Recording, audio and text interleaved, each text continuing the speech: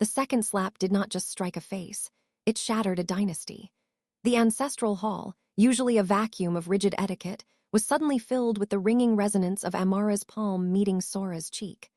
Sora stumbled back, her hand flying to her skin as her eyes widened in a look of pure, unadulterated shock.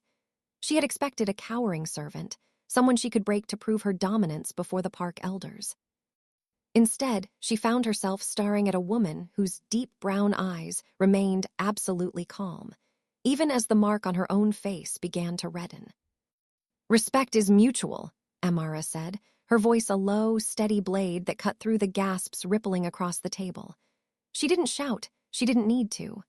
Her presence filled the room, a stark contrast of white linen against the dark, suffocating wealth of the Mafia elite. The room exploded into a chaotic overlap of voices in Korean and English. Jae-Min's father slammed his hand onto the table, his face hardening into a mask of fury, while Sora's family rose as one, shouting for an apology that would never come. Amidst the noise, Amara remained a pillar of composure. She reached out and set her serving tray down with deliberate care, her movements elegant but not apologetic. Every eye in the hall tracked her as she turned toward the massive doors, but the true shift in power occurred when the chair at the head of the table scraped violently against the marble. Jae-Min Park stood up. He didn't look at the trembling Sora or his livid father. His penetrating gaze was fixed entirely on Amara's retreating back. "If she walks out," Jae-Min announced, his voice slicing through the shouting like a cold wind, "I walk with her." The silence that followed was heavy, a physical weight that pressed down on the ancestors' portraits lining the walls. Jae-Min's fingers moved to the dragon-etched signet ring on his right hand, the symbol of his birthright and the bloodline he was born to lead. With a slow, steady motion, he pulled it off and let it hit the wood with a sharp, metallic clink. "A name that cannot protect the woman I love is not mine," he declared, dropping the legacy of 3 generations beside his untouched wine. He walked toward the door, leaving behind the shattered remains of a business merger to stand beside the woman who refused to bow. Together, they stepped out into the night, leaving the empire to adjust to a power it could no longer command. Make sure to like, comment, share, and subscribe if you are new here. The defiance in the ancestral hall had been a masterpiece of timing, but the foundation of that rebellion was laid in the shadows days earlier. It began in the sterile, high-ceilinged study of the Park estate, where the air was thick with the scent of aged cedar and the suffocating weight of expectation. Jae-Min stood before his father, his tailored black suit buttoned tight, a stark contrast to the elders' traditional silk robes. The command had been absolute. He was to marry Sora Lee, a union designed to merge their territories and solidify their grip on the city's underbelly. "I am not an asset to be traded," Jae-Min had said, his voice a low, dangerous vibration that made the guards at the door shift their weight. His father hadn't even looked up from his calligraphy. To the syndicate, love was a luxury, and a waitress from a different world was a liability they would eventually cleanse. But Jae-Min was already 3 moves ahead. He knew he couldn't simply say no. He had to show them the futility of their control. He needed a stage where the family's arrogance would collide with a truth they couldn't ignore. The following afternoon, far from the prying eyes of his father's informants, Jae-Min's sleek black sedan pulled up to the modest, late-night diner where Amara worked. He didn't send an assistant. He stepped out himself, his presence commanding and dark, pulling the gaze of every patron as he navigated the narrow aisles. He found the manager in a cramped back office, a man who looked like he'd spent a lifetime trying not to notice the shadows that ran the city. Jae-Min didn't threaten him. He didn't have to. He simply placed a heavy envelope on the desk, a tip that exceeded the restaurant's monthly revenue, and issued a single, non-negotiable request. "Tomorrow night, my family will host a private banquet here. I want Amara Ellis to be the primary server for the head table. No one else." The manager's hands shook as he took the envelope, but Jae-Min's gaze was already drifting toward the floor, where Amara was moving between tables with that athletic, effortless grace. She saw him. Their eyes locked for a fraction of a second, a silent exchange of understanding and shared risk. She didn't bow. She didn't smile. She simply adjusted her tray and continued her work, her quiet elegance a beacon in the dim light. Jae-Min walked out knowing he had just set the fuse. He was leading his family into a trap of their own making, ensuring that, when the Lee family attempted to humiliate the help, they would find themselves facing a woman who was already the queen of his heart. The blueprint was set. The explosion was only a matter of time. The atmosphere within the restaurant was thick with a tension so sharp it felt as though the very air might shatter. When the heavy doors of the private banquet rooms swung open, the arrival of the Park and Lee families felt less like a dinner party and more like a territorial occupation. Amara stood near the sideboard, her posture a masterpiece of professional neutrality, though her pulse hammered a steady rhythm against her ribs. The visual contrast was striking. Sora Lee entered first, a vision of icy perfection in a cream-colored dress that cost more than Amara's entire college fund. She moved with a rigid, practiced grace, her eyes scanning the room with the entitlement of a woman who expected the world to bow. Behind her, the Park elders marched in, their dark, impeccably tailored suits creating a wall of shadow that seemed to swallow the diner's warm lighting. Jae-Min was the last to enter. His eyes immediately found Amara, and for a fleeting second, the Ice King mask slipped.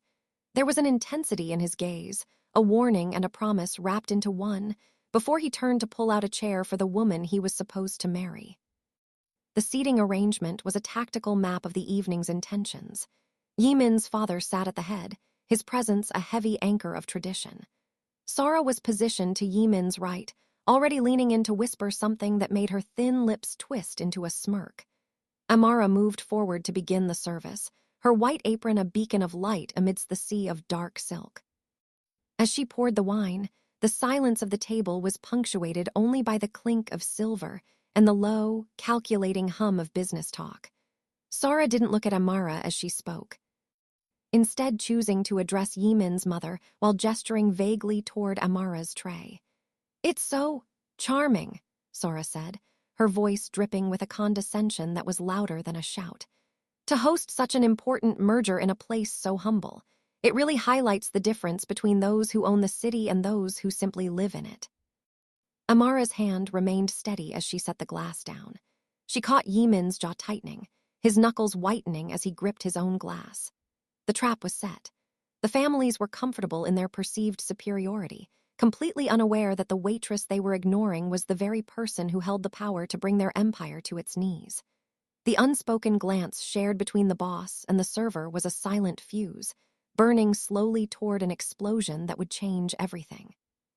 The atmosphere at the head table had shifted from cold professionalism to a predatory, calculated silence. Sora Lee sat with her spine rigid, her eyes tracking Amara's every move with a growing, irrational irritation. To Sora, Amara was more than just a server. She was a glitch in the perfect, high-gloss world of the Park-Lee merger, a woman who moved with a grace that suggested she belonged in the seats, not behind the trays.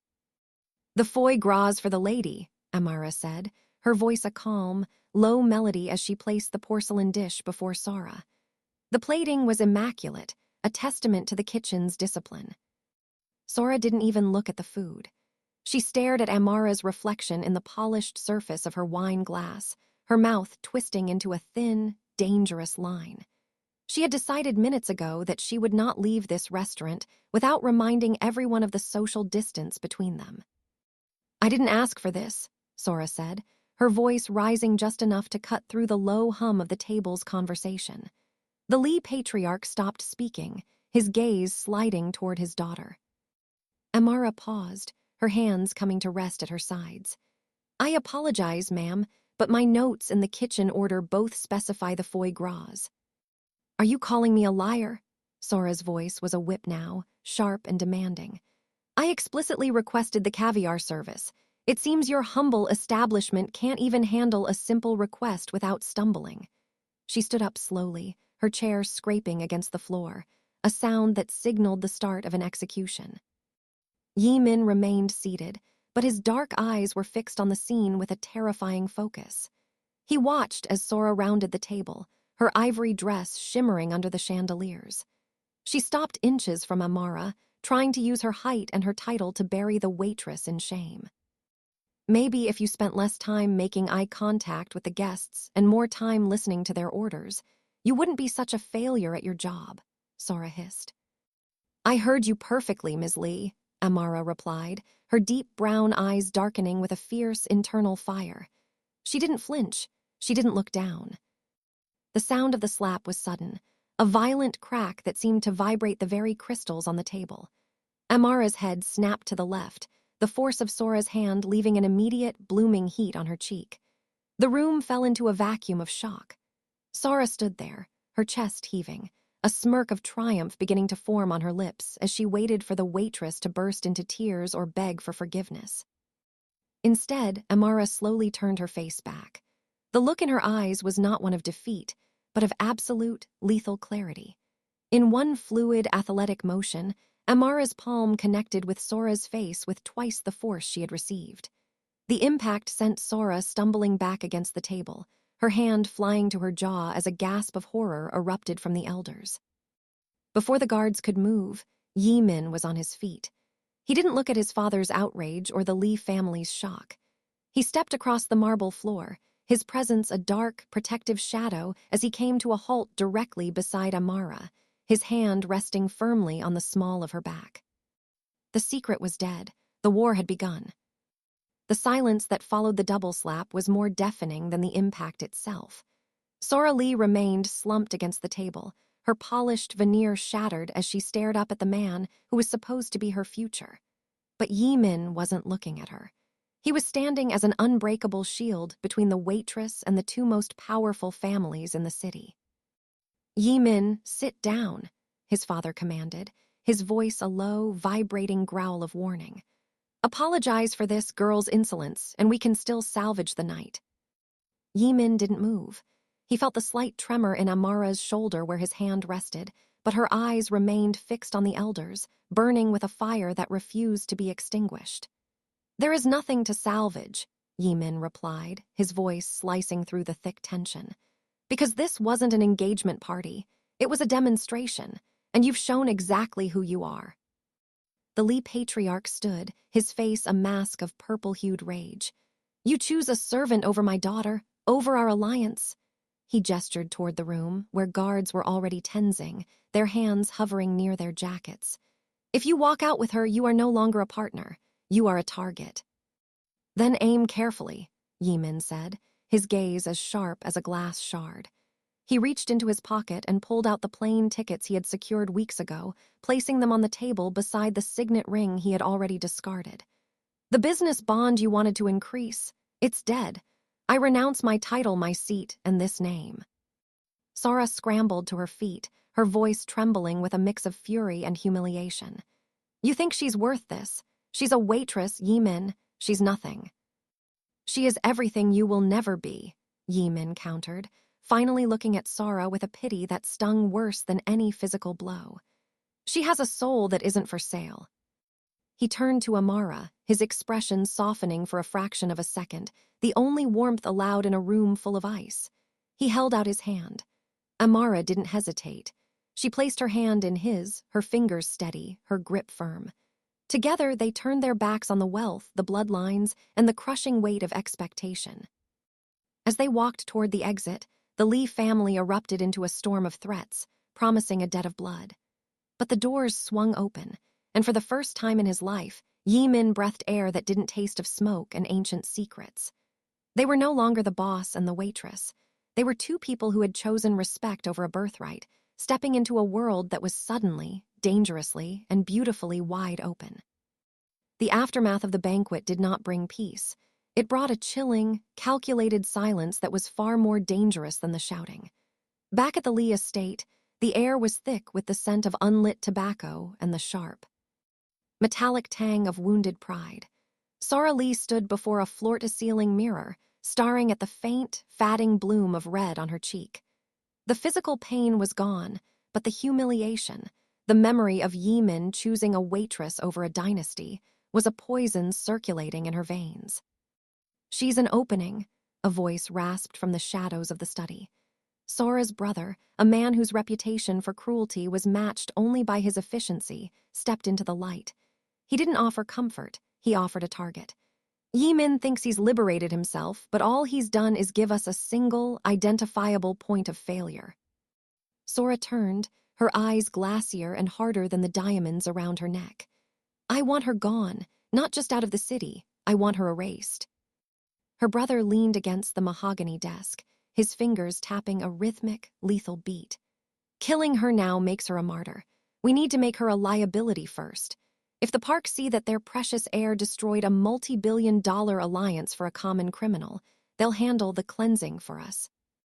While the Lees plotted, the Park Syndicate was undergoing its own internal hemorrhaging. Jae-Min's father sat in the darkness of the ancestral hall, staring at the discarded signet ring. The business bond with the Lees was officially severed, and the rumors of the Waitress rebellion were already spreading through the underworld like wildfire.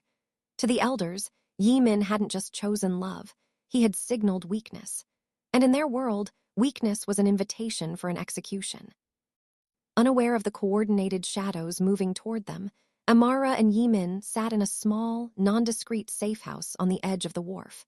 The luxury of the banquet felt like a fever dream compared to the flickering fluorescent light and the sound of the tide hitting the pilings. Amara watched Jae-Min as he checked the action on his sidearm, his movements mechanical and precise. "They won't let us just walk away, will they?" she asked softly. Jae-Min looked up, his penetrating gaze softening as it landed on her. He reached out, his thumb grazing the spot where Sora had struck her. "No, but they made a mistake. They think you're my weakness because I love you." He leaned in, his forehead resting against hers. "They don't realize that you're the only reason I have anything left worth fighting for." The hunt had officially begun. The price for defiance was officially set in a windowless room beneath the Lee family's shipping docks. While the city slept, the digital underworld hummed with a new contract, a bounty that listed 2 names, but only one preferred outcome. Jae-Min was to be brought back alive to face the elders, but for the Waitress, the instruction was a single, chilling word: permanent. Sora Lee watched the feed from her tablet, her face illuminated by the cold blue light. She had bypassed the formal syndicate channels, reaching out instead to a specialized retrieval team known for their lack of a moral compass. "Make it public," she whispered to her brother, who stood in the shadows behind her. "I want the world to see what happens when a nobody tries to touch a crown." At the safe house, the air was heavy with the smell of old grease and the low, mechanical drone of a police scanner. Jae-Min sat at the small kitchen table, his dismantled sidearms spread out before him like a puzzle. He didn't need to see the bounty to know it existed. In his world, a vacuum of power was always filled by a hit. "We move at dawn," Jae-Min said, his voice a low vibration that drew Amara's attention away from the window. She had been watching the streetlights, her reflection in the glass looking ghostly and thin. "The Lees won't wait for my father to make the first move. They're already hunting." Amara turned, her expression devoid of the fear they expected from her. Instead, there was a sharp, calculating clarity in her gaze. "If they're hunting, they're overconfident," she said, walking toward him. "They think I'm just the girl from the diner. They think I'm the weight that's going to drag you down." Jae-Min looked up, his dark eyes softening as she reached out to touch the cold steel of the weapon on the table. "They don't know you," he murmured. "Let them keep thinking that," Amara replied, her voice firm. "It's the only advantage we have." The silence was shattered by the rhythmic thud-thud-thud of a heavy-duty drone hovering just outside the third-story window. Its red lens glowed like a predatory eye, scanning the room. The Lee family wasn't just coming, they had already found them. Jae-Min swept the weapon parts into his bag in one fluid motion, grabbing Amara's hand as the first infrared laser dot appeared on the far wall. The price on their heads had just been called in, and the safe house was no longer safe. The high-pitched hum of the drone was the only warning before the safe house window disintegrated. Glass showered the room in diamond-like shards as a flashbang grenade rolled across the floor. Jae-Min reacted with a survival instinct honed by years of underworld warfare, throwing his body over Amara's just as the room was swallowed by white light and a thunderous roar. "Go!" he shouted over the ringing in their ears, pulling her toward the back exit. They didn't take the stairs. Jae-Min kicked open the door to the rusted fire escape, the cold night air biting at their skin. Below, 3 black SUVs screeched to a halt, boxing in the alleyway. Men in tactical gear emerged, their suppressed weapons emitting muffled coughs that kicked up sparks against the metal railings near Amara's head. Jae-Min returned fire with calculated precision, his dark eyes narrowed and lethal, forcing the attackers to dive for cover. They aren't trying to capture us anymore, Amara realized, her voice tight but remarkably steady as she scrambled down the ladder. This is an execution. They're overplaying their hand, Jae-Min gritted out, reloading as they hit the wet pavement of the alley. He grabbed her hand, weaving through the maze of shipping containers near the wharf. He knew this terrain. It was a graveyard of broken business deals and forgotten secrets. A shadowy figure stepped out from behind a crate, a weapon leveled at Amara's chest. Before the man could pull the trigger, Amara swung a heavy iron pipe she'd snatched from a construction bin, catching the attacker in the throat with a strength born of pure adrenaline. As the man went down, Jae-Min finished the job with a single shot. He looked at her, a flicker of surprised respect crossing his face. "I told you," she panted, her eyes fierce in the moonlight. "Don't underestimate the girl from the diner." They were pinned between the looming hulls of cargo ships and the advancing Lee hit squad. The sound of sirens began to wail in the distance, not the police, but the private security forces of the Park family, finally arriving to either finish the job or claim their prize. Jae-Min looked at the black water of the harbor, then at the flickering lights of a waiting transport boat he'd arranged as a fallback. The final stand wasn't about winning a war. It was about surviving long enough to leave the battlefield behind forever. He leveled his weapon at the lead SUV's fuel tank and fired.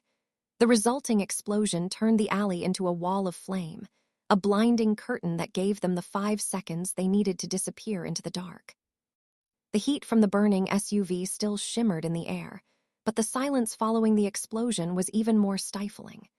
Jae-Min and Amara moved through the labyrinth of the shipping yard, their breathing heavy and synchronized. They reached the secondary perimeter of the wharf, only to find the exit blocked not by the Lee family's assassins, but by a fleet of silver sedans, the unmistakable signature of the Park Syndicate. Jae-Min's father stepped out from the center vehicle, his traditional robes replaced by a sharp, charcoal suit that looked like armor. He stood alone in the center of the road, his expression unreadable under the harsh glare of the industrial floodlights. Jae-Min instinctively stepped in front of Amara, his hand tightening on his sidearm, but Amara placed a firm, grounding hand on his shoulder. She wouldn't let him hide her. "You've burned the bridges, Jae-Min," his father said, his voice carrying over the sound of the distant tide. "The Lees have declared a blood feud. Every port, every border, and every shadow in this city is now a trap set for you." "I made my choice, father," Jae-Min replied, his voice echoing with a finality that made the elder Park flinch almost imperceptibly. "If you're here to collect the debt of my betrayal, then do it, but she stays out of this." The elder Park looked at Amara. He saw the bruise on her cheek, the iron pipe still gripped in her hand, and the way she stood, not as a victim, but as a woman who had fought through a war to stay at his son's side. For the first time, he saw why Jae-Min had discarded a legacy for her.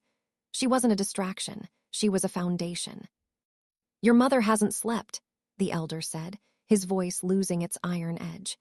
He reached into his coat, but instead of a weapon, he pulled out a small, leather-bound folder. He tossed it onto the hood of the nearest car. "Inside are the keys to a private hangar and 2 passports that don't exist in any official database. The Lees have already bought the local police, but they haven't bought me." Jae-Min hesitated, the shock of the gesture momentarily paralyzing him. "Why?" "Because a man who cannot protect his family is no man at all," his father stated, echoing Jae-Min's own words from the banquet. "I spent my life building an empire so you wouldn't have to beg. If you want to build something of your own, then go. Don't look back." He signaled to his men, and the wall of silver sedans parted, creating a clear path to the edge of the docks where the transport boat waited. Jae-Min grabbed the folder, sharing one final, heavy look with the patriarch of the empire he had just dismantled. There was no apology, only a grim, mutual understanding. "Let's go," Jae-Min whispered to Amara.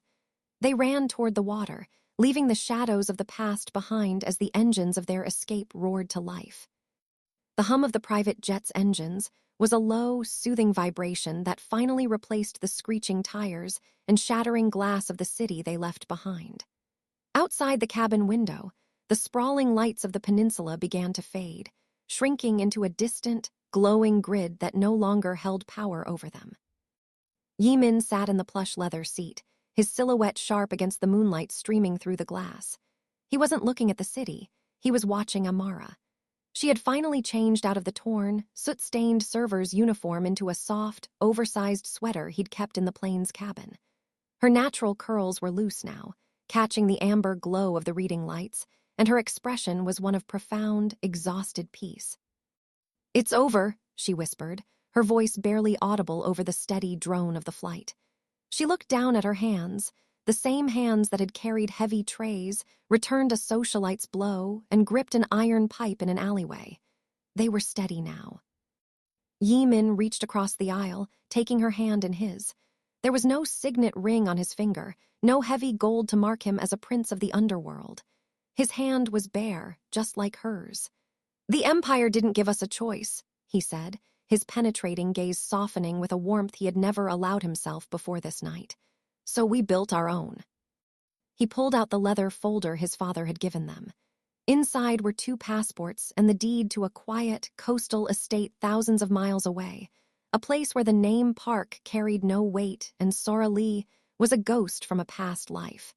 They weren't fugitives anymore. They were architects of a new reality. Amara leaned her head against the window, watching the clouds swallow the last of the horizon. She had been told her whole life that she was a guest in other people's worlds, a temporary fixture meant to serve and disappear. But as she felt the weight of Jae-Min's hand in hers, she knew that was a lie. She had stood her ground in an ancestral hall, and the world had been the one to move. "What do we do now?" she asked, a small, genuine smile finally touching her lips. Jae-Min leaned back, the dark intensity of his eyes replaced by a quiet, fierce hope. "Whatever we want," he replied. "For the first time, we don't have to play a role, we just have to be." As the plane climbed higher into the night sky, the city, and the bloodlines that tried to break them, vanished entirely. They were headed toward a sunrise that belonged only to them, proving that real love never asks you to be less than you are. It only asks you to be brave enough to choose it.